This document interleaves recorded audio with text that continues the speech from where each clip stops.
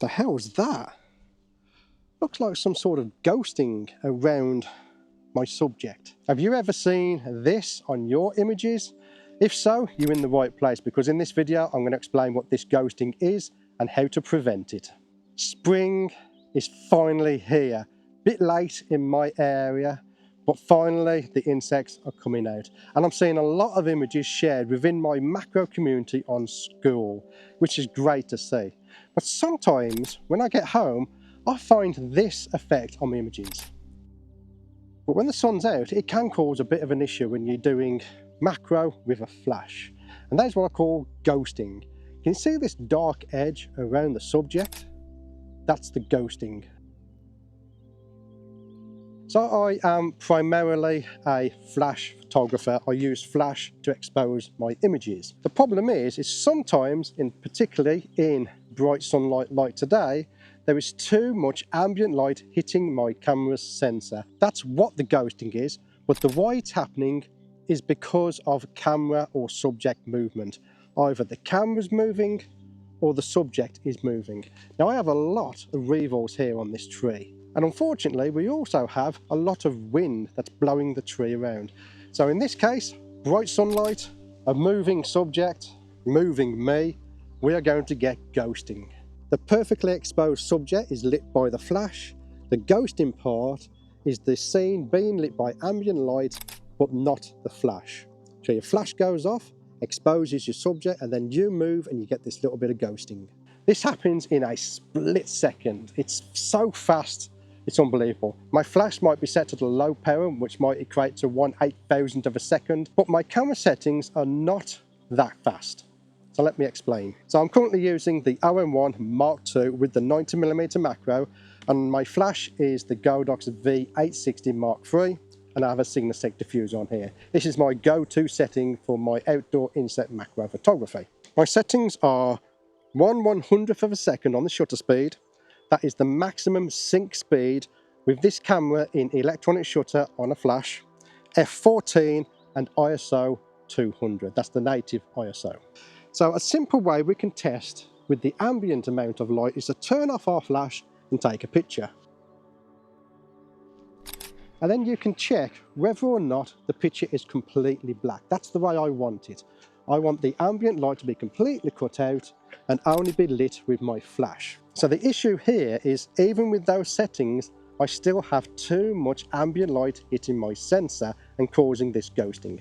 Now, of course, if you or your subject is not moving, you won't get any ghosting at all and you're good to go. Knock yourself out and take as many images as you want. Now, a lot of the times when you look through the EVF, or particularly on the back of the screen that lies to you, you will think it's black, but in fact it's not. It's like a dark grey, and it will still cause ghosting. So when you do take a picture, always look for the EVF, zoom right in onto the edges of your subject and check whether or not there's any ghosting. If there is, then we need to change some settings to fix that. First of all, and one of the easiest ways, is to wait for a cloud to cover up the sun. The problem is some days there is no clouds and you could be waiting a long time. I'm impatient, I want to get on with photographing these revels, so I'm not going to wait for a cloud to cover up the sun. The second way is to adjust our camera settings. Now unfortunately, when I'm using a flash with electronic shutter, I am limited to 1/100th of a second on the OM1 Mark II. There's nothing I can do about that. That is a limitation of the camera. I'm already at f14. f14, in my opinion, is the highest f-stop I will go where I can deal with the diffraction. If I go any higher, the image is going to get too soft to deal with, and I just don't like the effect. So the only way we can adjust our settings now is to come in here and change our ISO and turn it down. And the lowest we can go on this particular camera is an ISO of 80. That will help eliminate any ghosting from our subject. But it might not be enough in bright sunlight. I will then take another picture and see if I have any ghosting. Now, of course, because we've lowered our ISO, we may need to increase our flash power. So it's just something you've got to tinker around between the flash power and your ISO settings to get the correct exposure. But sometimes, particularly in this bright sunlight, you might still have too much ambient light getting into your sensor. So what do you do then?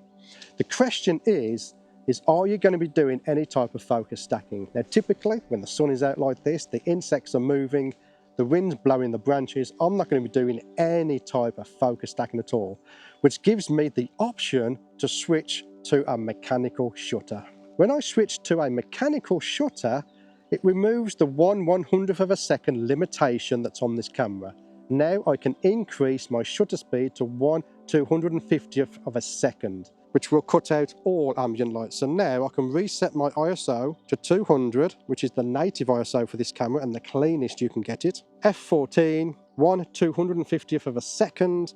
That will eliminate all of the ambient light from the scene and allow me to take a picture of the insects blowing in the wind, or I'm unstable. As I'm getting older, it gets more unstable, but I'll be able to get that shot without any ghosting. Now, of course, because we have put up our shutter speed, we will need to increase the flash power to compensate.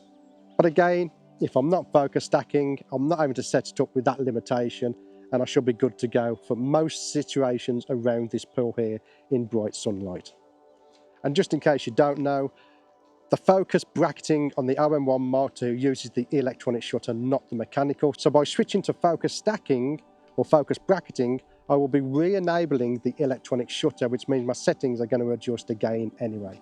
Which isn't really a limitation when it comes to focus stacking, because again, the subject needs to be still and you need to be still as well. So if it is moving about and you're moving about, you're not focus stacking anyway, so I'm not losing out on any opportunities here by switching to a mechanical shutter. But with the mechanical shutter, I'm eliminating all of that ghosting or fringing from my subject. Now, of course, we're going to take another picture of this weevil. We're going to zoom in and make sure we have a clean edge to our subject. I'm able now to go round this area and take as many shots as I want of my subjects, and I'm not going to get ghosting. Now, that's not to say you can't fix it in post. You can fix it in post. But if you get it right in camera, it's less work in post for you to be at the computer and editing, and I can just get out and enjoy this weather. And if you don't like the black backgrounds that are produced when you're using a flash, then you can always use a background texture like the ones I sell on my website. And of course, if you don't have any, just pull down a little bit of the leaf into the background so you've got a colourful background and not just the black background. And if you're using a different camera system to mine, don't worry. Camera settings are camera settings, okay? It'll work on a Sony, Canon, or even a Nikon. Just eliminate all of the ambient lighting and you're good to go. That is ghosting in midday sun, and also how to fix it. Simply eliminate the ambient lighting. Thank you for watching this video, and again, as always, I'll see you on the next one. Macro photography can feel lonely, but it doesn't have to be.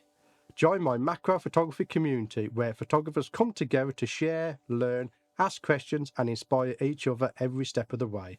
Scan the QR code or check the link in the description.